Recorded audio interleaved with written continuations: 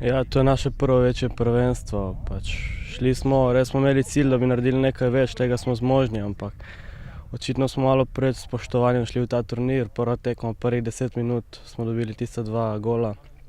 Težko se je bilo vrniti, ampak bili smo boljši, ni žoga ni hotela v gol, potem pa je, kar je. Druga tekma, Portugalci so pa bili so individualno boljši, kakovostni, ampak mislim, da smo se v obeh tekmah v dobri luči izkazali, no. Seveda, cela ekipa je malo razočarana. Rekli smo, da gremo na to evropsko prvenstvo nekaj narediti. Žal nam to ni uspelo, malo nismo imeli sreče. Seveda smo tudi sami naredili napake in to je posledica. Vsi smo razočarani, ampak zdaj imamo še eno tekmo za odigrati. Moramo jo dobro igrati, da bomo lahko zadovoljni šli domov. Zadnjo tekmo bomo poskušali odigrati čim boljše.